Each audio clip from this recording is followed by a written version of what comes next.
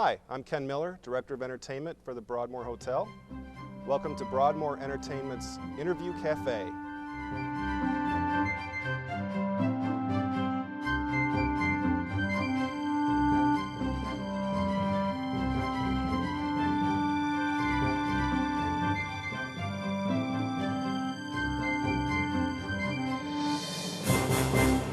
Ramsey Lewis is an American musical legend and has been referred to as the great performer.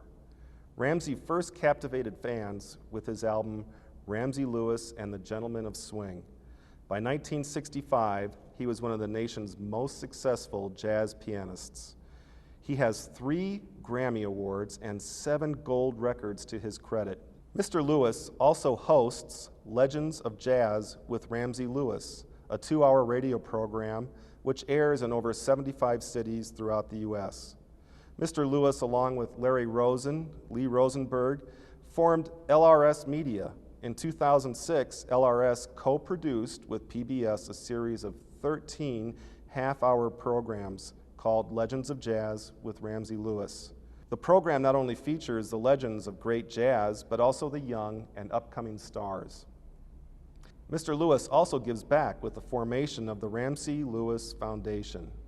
The foundation helps provide youth with the opportunity to play musical instruments and develop those and other skills to enhance self-confidence and a sense of personal accomplishment.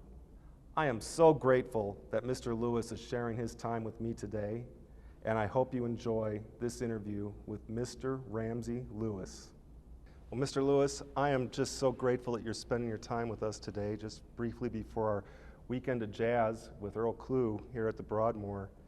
And isn't it a beautiful, it continues, every time I come here, it's even more beautiful. I love it. Oh, that's great. We love to hear you say that, that's for sure.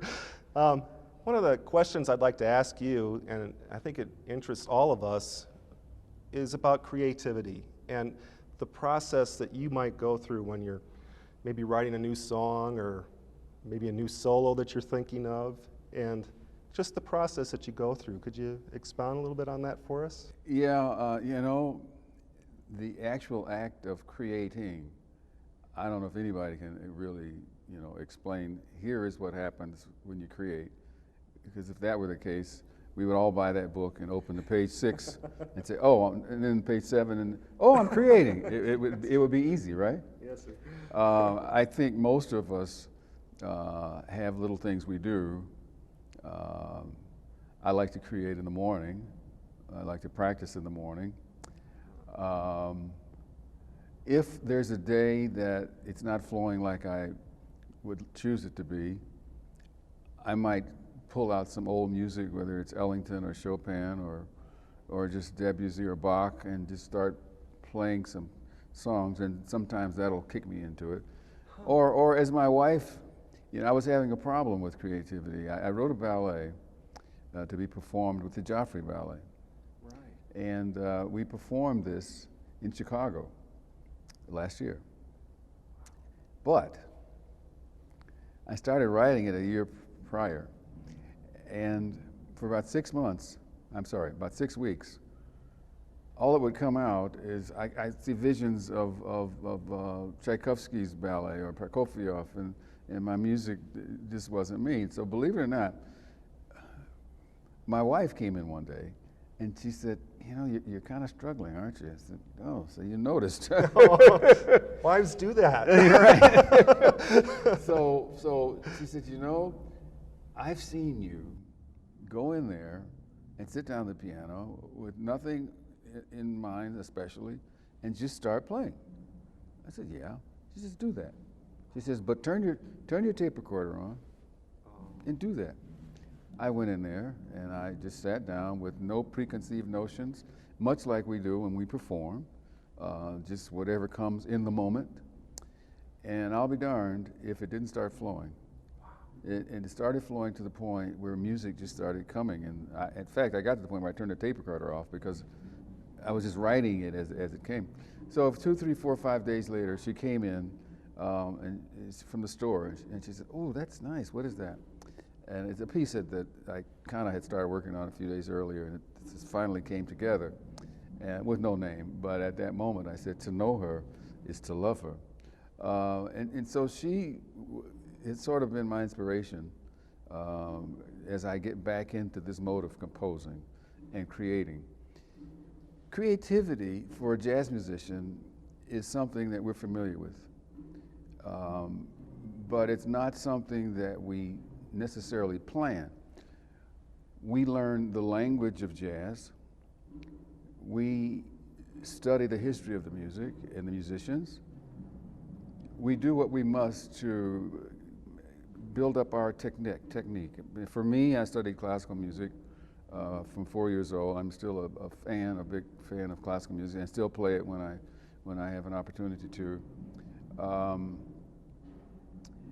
But at that moment of spontaneous combustion, when you're up on the stage and it's your turn to solo, you might have a feeling about a solo. You might have a feeling about a certain harmonic structure that you want to build a solo on. But it's best to leave all options open. So the whole idea is to think when I'm about to compose or create, if you will, I start out with the feel of the song. How do I feel about this song? I'm going to contradict myself in a moment, because there are times when I say I'm going to write a ballad, and I think that I've written this ballad and I'm finished. Then I'm going back over it, and lo and behold, I find that it sounds better with tempo.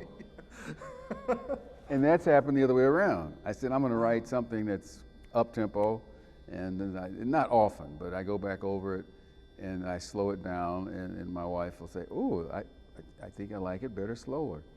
But still, the fact remains that the music is composed. I think you have to have the fundamentals of music. I doubt seriously if you could probably turn on a tape recorder if you don't know the fundamentals and record what you have and have someone else transcribe it for you. But the basic fundamentals of music and time signatures and note values, etc., are of value, not unlike the value that I got of, as I alluded to earlier, playing classical music.